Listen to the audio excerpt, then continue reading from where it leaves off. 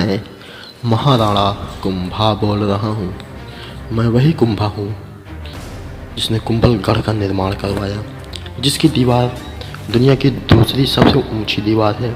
मैं वही राणा कुंभा हूँ जिसने चित्तौड़ को उस ऊंचाई तक उठाया जहाँ तक देखना हर किसी के बस की बात नहीं है। मेरा शौर्य और पराक्रम की वजह से मुझे कुंभकर्ण के नाम से भी जाना जाता है।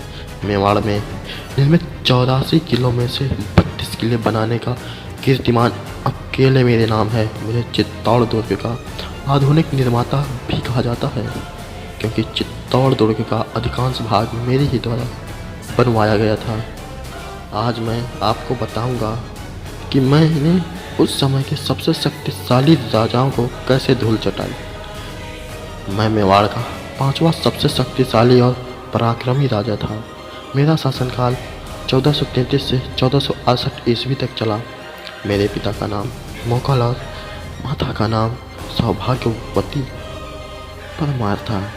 मैं भीष्मचुंडा का भतीजा हूँ, जिसने मेरे पिता के लिए राज्य को छोड़ दिया। मेरी छोटी उम्र में ही गुजरात का शासक अहमद शाह हमला करने के लिए आया था। उससे लड़ने मेरे पिता मोकल गए हुए थे, लेकिन वहाँ मेरे पिता पर रिश्तेदारों ने विश्वासघात करके आक्रमण कर दिया और मेरे चाचा ने उन्हें धोखे से मार दिया। जैसे तैसे मुझे वहाँ से सुरक्षित चित्तौड़गढ़ में पहुँचाया गया। उसके बाद वहाँ मेरी एक माँ, जिनका नाम कमला देवी था, उन्होंने अहमद शाह का सामना किया और अहमद शाह को वहाँ से भागना पड़ा। मेरी माँ को मेरी चिंता होने लगी और मेरी माँ ने मारवाड़ के राजा रायमल को मेरी सुरक्षा के लिए संदेश भेजा और वे मेरी सुरक्षा का उत्तरदायित्व भी अपने सिर पर ले लिया। महाराणा रणमल एक शूरवीर योद्धा थे। उनका विशालकाय शरीर देखकर कोई उनसे लड़ने की चेष्टा भी नहीं करता था। जब मैं बड़ा हुआ तो राजगद्दी पर बैठा तो मैंने यह संकल्प लिया, अपने पिता के हत्यारों को सजा दिलवा के रहूँगा। इसके लिए मैंने रणमल को भेजा। उन्होंने चाचा और मीना को तो मार दिया, लेकिन महपा पवार वहाँ से भाग गया और वह भागकर मालवा के शासक महमूद खिलजी की शरण में चला गया। इधर मेवाड़ पर रणमल के कारण राठौरों की हलचल होने लगी और मेवाड़ के सेना के प्रमुख सेनापति चुंडा के भाई रागा देव को बनाया गया। कुछ दिनों बाद रागा देव और रणमल के बीच आपसी विवाद के कारण रणमल ने रागा देव को मार दिया। अब रणमल से मेवाड़ को खतरा था। रणमल एक स्त्री से मिलता था जिसका नाम भारमली था। रणमल ने भारमली से कुंभा यानी मुझे मारने की बात की, लेकिन भारमली एक देशभक्त महिला थी। उसने यह बात मेरी दादी माँ हंसा को बताई। यह सुनकर मेरी दादी माँ चुंडा को एक पत्र भेजा जो मालवा में थे। यह पत्र पढ़कर चुंडा वहाँ से तुरंत चित्तौड़ आए और भारमली से मिलकर रणमल को मारने की योजना बनाई। एक रात जब रणमल भारमली से मिलने गए हुए थे, तब भारमली ने रणमल को बहुत नशा कराया, जिससे वह बेहोश हो गया और यह मौका देखकर भारमली ने चुंडा के सैनिकों को अंदर बुला दिया और वे नशे की हालत में रणमल को मार दिया। लेकिन मरते मरते रणमल ने कुछ सैनिकों को भी मार दिया था। तो इससे अंदाज़ा लगाया जा सकता है कि रणमल कितना शक्तिशाली था। रणमल के मरने के बाद जब उसके भाई और उसके पुत्र जोधा को पता चली तो वे मंडला छोड़कर राजस्थान चले गए। अब मंडला पर चुंडावत का शासन हो गया था। जोधा ने मंडला पर आक्रमण कर अपने घर को पुनः जीतना चाहता था, लेकिन वह पराजित हो गया। कुछ दिनों बाद जोधा फिर मंडला के किनारे किनारे के राज्यों को जीतना आरंभ कर दिया और वह इसमें कामयाब होता रहा। जब वह मंडला के बीच पहुंचा तो उसने मेवाड़ संधि प्रस्ताव का निमंत्रण भेजा। तब मेवाड़ और मंडोर के बीच संधि हो गई। इन दोनों रियासतों का पाली सोरज हो गई। इसके बाद यह संधि आवल बावल की संधि के नाम से भी जाना जाता है। मैंने अपने पिता के हत्यारों से बदला लेने के लिए मालवा के शासक महमूद खिलजी के पास एक प्रस्ताव भेजा कि वह महपा पवार और इक्का पवार को मुझे सौंप दे, लेकिन खिलजी ने इसे अस्वीकार कर दिया। तब मालवा और मेवाड़ के बीच युद्ध की स्थिति बन गई और 1437 ईस्वी को सारंगपुर नामक जगह पर मेवाड़ और मालवा के बीच युद्ध हो गया, जिसमें मेरी विजय हुई और महमूद खिलजी की पराजय और मालवा पर मेरा शासन हो गया।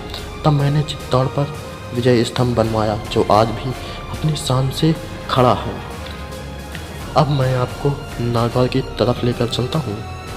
उस समय नागौर का शासक शम्स खां था, जिसको मेरे ही द्वारा राजा बनाया गया था, लेकिन यह बात उसके चाचा को नहीं पसंद आई और वे शम्स खां को वहाँ से भगा देता है। तब शम्स खां भागकर मेरे पास आता है और कहता है, मुझे पुनः मेरा राज्य वापस दिलवा दो। तब मैं उसके चाचा को वहाँ से खदेड़ कर उसे उसका राज्य वापस दिला देता हूँ और उससे कहता हूँ कि कायदे में रहना और लगान समय पर देते रहना।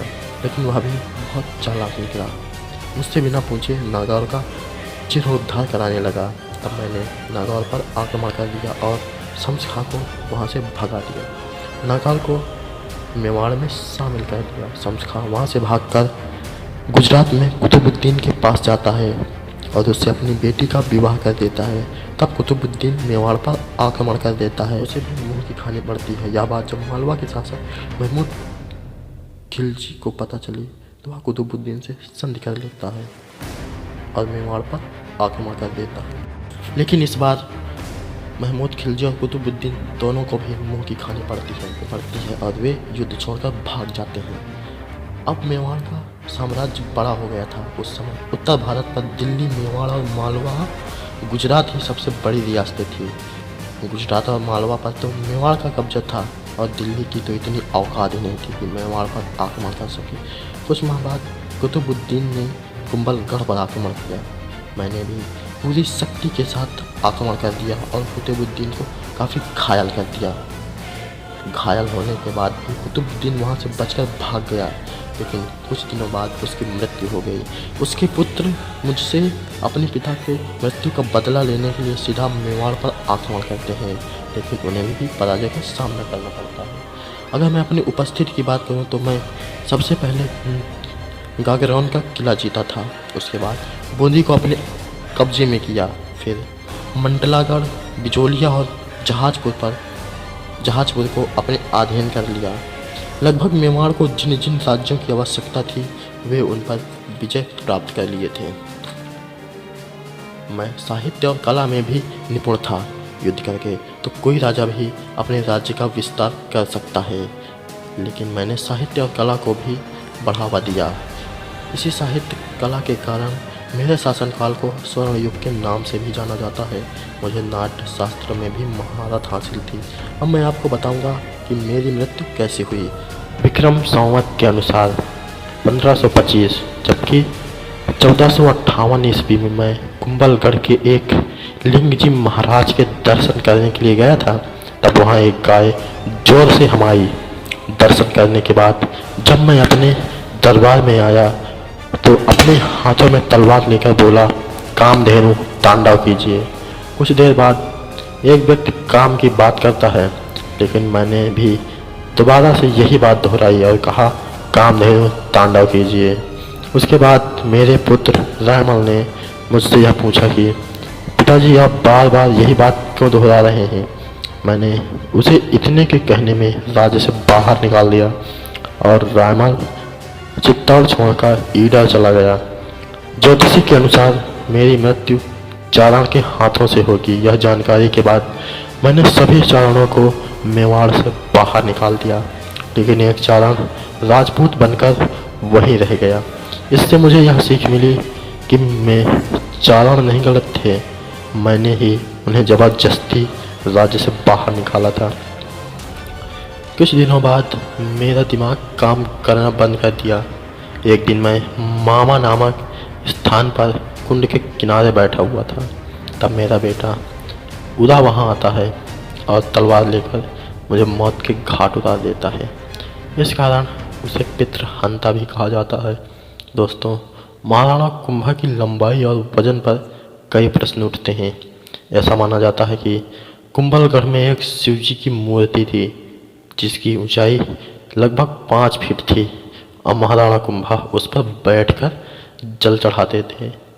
तो इससे यह अंदाज़ा लगाया जा सकता है कि उनकी लंबाई लगभग 7 फीट से ज़्यादा और वजन 1 क्विंटल से भी ज़्यादा था। तो दोस्तों, हमारे इतिहास में हमारे महापुरुषों को नहीं शामिल किया गया।